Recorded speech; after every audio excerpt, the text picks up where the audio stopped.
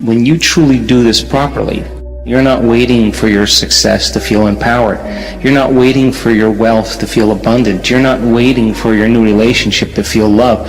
The fundamental question is, can you believe in a future that you can't see or experience with your senses yet, but you've thought about enough times in your mind that your brain is literally changed to look like the experience has already occurred? You have to teach your body emotionally how that future is going to feel like before it's made manifest. So if you're talking about manifesting your dreams, well, it only requires two things.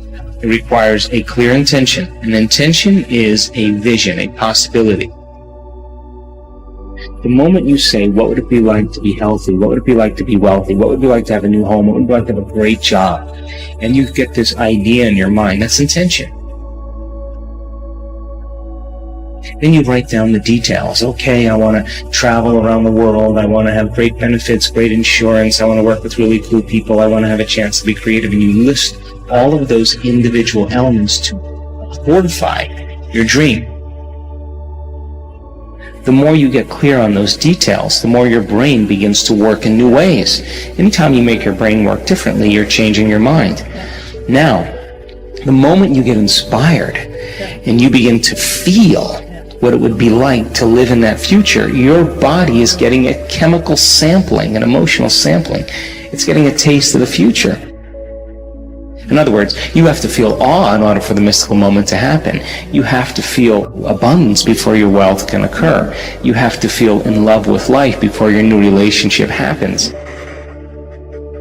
And the moment you do that, you step into the unknown. The hardest part about change, really, in creating the life that you want, being defined by a vision of the future instead of a memory of the past, is not making the same choices you did the day before. So for me personally, I want to execute and be defined by a vision of the future instead of the memories of the past. So most people's brains are organized to reflect everything they know in their life. Their brain is a record of the past. And if you feel the same way every single day, it means, number one, nothing new is happening in your life. And number two, those emotions are keeping you anchored to the past. If thoughts are the language of the brain, and feelings are the language of the body, and how you think and how you feel creates a state of being, most people are literally connected to a past. So can you then maintain that vision, that view of your future, independent of the conditions in your environment, independent of the emotional addictions or conditionings or habits of the body, and independent of time? Because if you can, that's what greatness is all about. That's when we begin to truly change. And people around the world are doing this consistently, and they're doing it really well because it's our natural, innate way of being. The challenge is then to every day be defined by a vision of the future. So then, when you combine a clear intention, that's a thoughtful process, with an elevated emotion, a heartfelt state of being, thoughts are the language of the brain, feelings are the language of the body. When you truly do that, your brain and body are living in the future instead of living in the past, and you're going to be drawn to some new event. Thoughts are the electrical charge in the quantum field, and feelings are the magnetic charge. And how you think and how you feel broadcasts an electromagnetic signature that influences every single atom in your life. So here's the question then. The fundamental question is, it's going to take time to pull your brain and body out of the past and continuously invest your energy into the future. So can you then maintain that vision, that view of your future, independent of the conditions in your environment, independent of the emotional addictions or conditionings or habits of the body, and independent of time? Because if you can, that's what greatness is all about. That's when we begin to truly change. Now, the latest research in neuroscience and neuroplasticity tells us we can change our brain to look like the event has already occurred. And can we begin to emotionally embrace a future reality that's a potential in the quantum field, and begin to emotionally embrace it to such a degree that we fall in love with that future reality, that our body, as our unconscious mind, begins to believe it's living in that future reality in the present moment, and we're signaling new genes and new ways to change our body to look like the experience has already occurred in preparation for the event.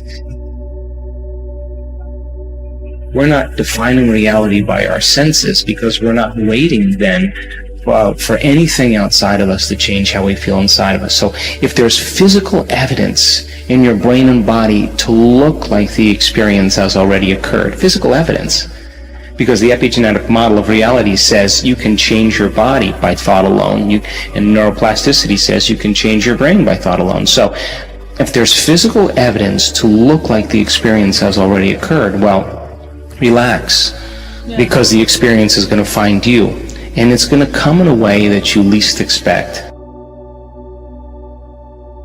When you begin to realize the unknown is the perfect place to create from, that void of unpredictability, that uncertainty, that unfamiliarity is really the quantum place of uncertainty where all manifestations come from. So when you and I become comfortable living in that unknown place, I think then that we begin to manifest the things we want in our lives. We are creators. Meditation, the actual translation of the word meditation, means to become familiar with. So the first thing you have to do is you have to become conscious of your unconscious thoughts. You got to notice your automatic habits and behaviors. You have to become aware of your emotions that keep you anchored to the past. And if you can become so conscious of the unconscious states of mind and body that they would never slip by your conscious awareness again, you're becoming familiar with the old self so you don't return. Then if you begin to think about new ways of being defined by a vision, plan your behaviors, review them in your mind.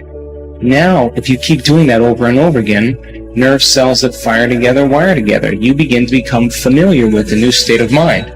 At the same time, if you can emotionally cultivate your inspiration, your joy, your enthusiasm ahead of the experience, by repeating that over and over again, cultivating that state, it's going to begin to become familiar to you. So then the process of change then requires unlearning and relearning, breaking the habit of the old self, reinventing a new self, pruning synaptic connections, as we say in neuroscience, and sprouting new connections, unmemorizing emotions that are stored in the body.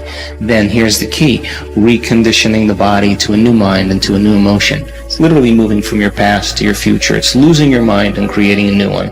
And so then when you begin to understand that in that process, it's going to feel a little bit unfamiliar, uncomfortable. And if you can relax into that, instead of going back to the past, continuously invest in your future, sooner or later, it'll begin to become easier and easier and easier. And all of a sudden, when you least expect it, something amazing is going to happen in your life. And when that event begins to occur, you're going to pay attention to what you did inside of you now to produce the effect outside of you.